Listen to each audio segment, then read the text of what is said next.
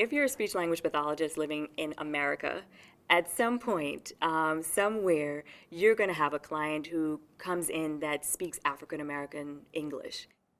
As clinicians, we're expected to determine, is there a disorder present or not?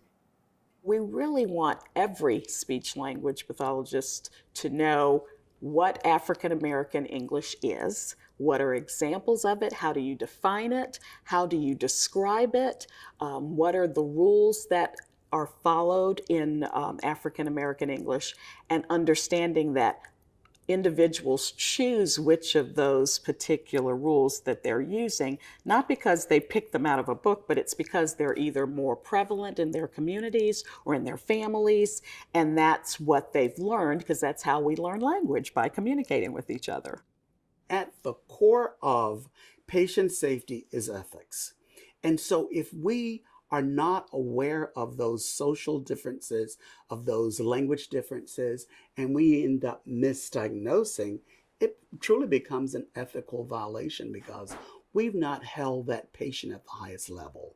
We've not held our standards to the highest level. So it behooves us as clinicians, as speech language pathologists and audiologists, to know what those cultural differences are for the patients that we serve, and African American language falls into that category. Okay, don't forget, we're going to be hearing about 3 kids. We're going to hear about Matt, Ann, Butch.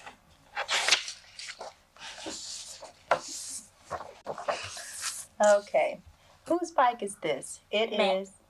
Matt. And whose bike is this? It is.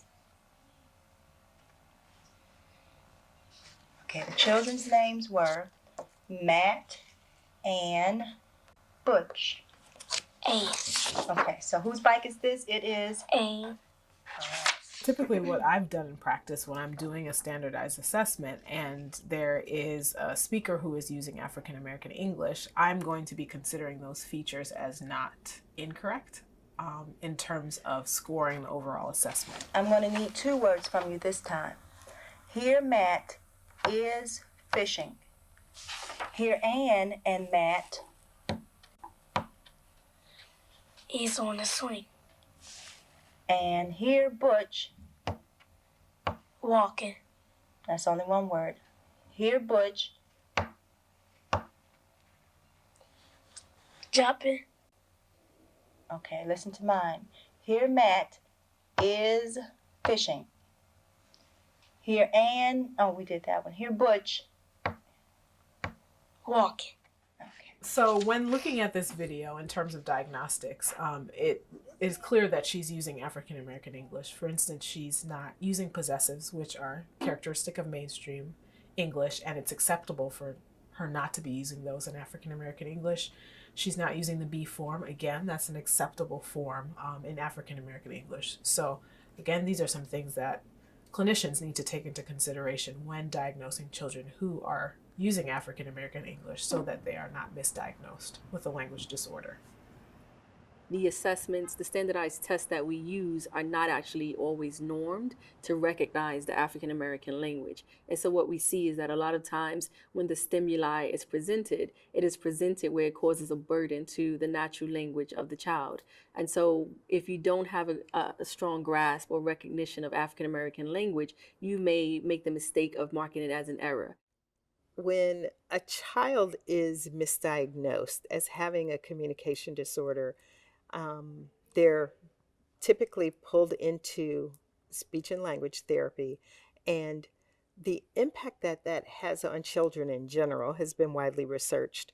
But the extent to which a child starts to recognize that there are aspects of their identity, their language, and the language of their community that are then questioned or that are identified as wrong or incorrect or bad in some way, I think could have significant effects on kids.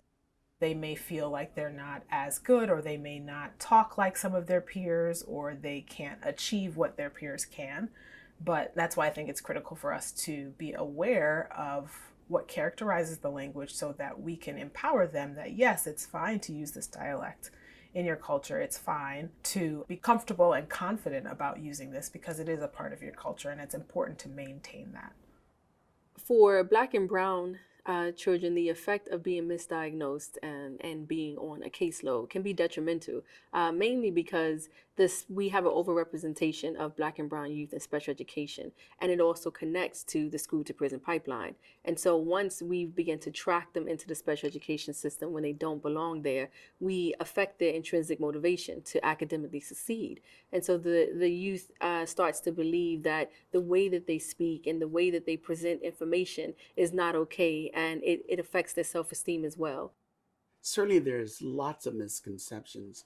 So many individuals, when you talk about Ebonics or African American language, they immediately think slang or colloquialisms. And it's far bigger than that, it's far more than that.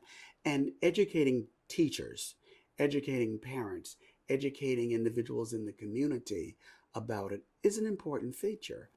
Because there are many, many individuals in the United States who speak African American English, we've really been very vigilant around developing tools and resources and policies that give speech language pathologists the information that they need to be able to share with others in all of their work settings. So whether they're in the schools or they're in a healthcare setting or they're in a private practice, they have the opportunity to share that information with others. My role is to sit down with the teacher, sit down with our team, and really talk about, okay, yes, this child is not able to say certain things in what we deem as mainstream American English.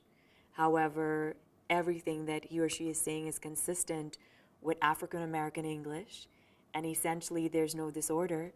He or she is just speaking like the people within their community. But I'm not always able to sell the teacher on that, and they kind of leave sometimes disgruntled or confused about it. And other times I see them sitting in the meeting and nodding their head and beginning to understand what's going on there.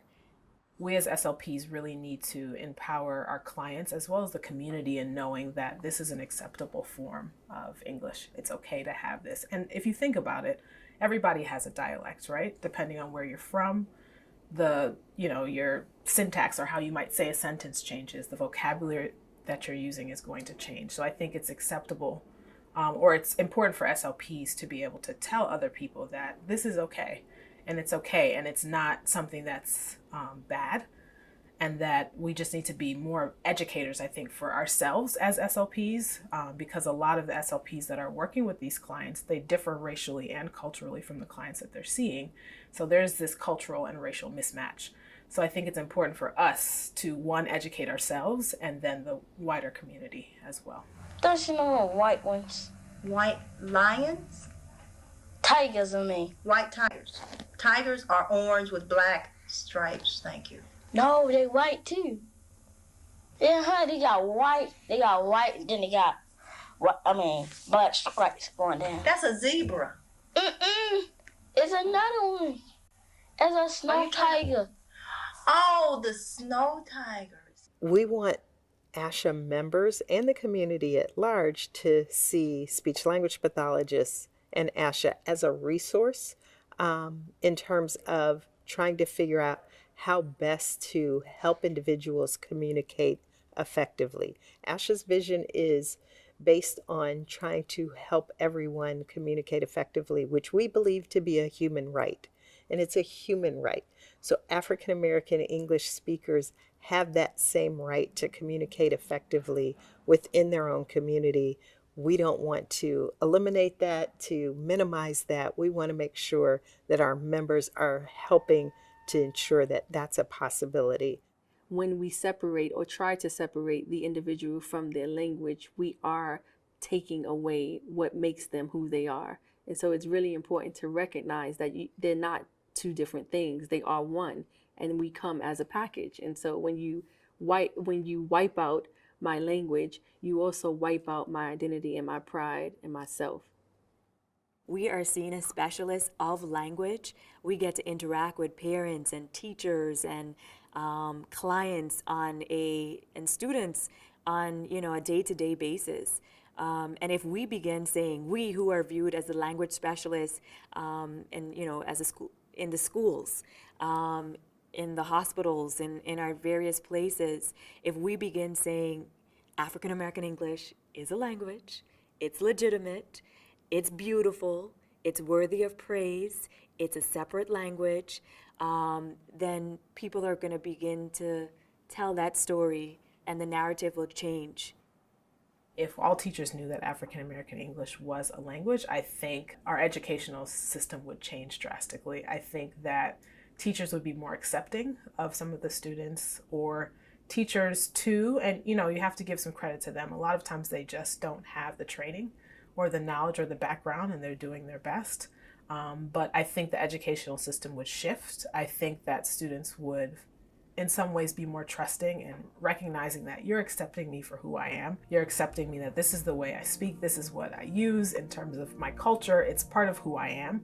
And I think that the students themselves would feel more empowered and be more willing to work with these teachers so that then you can see their fullest potential.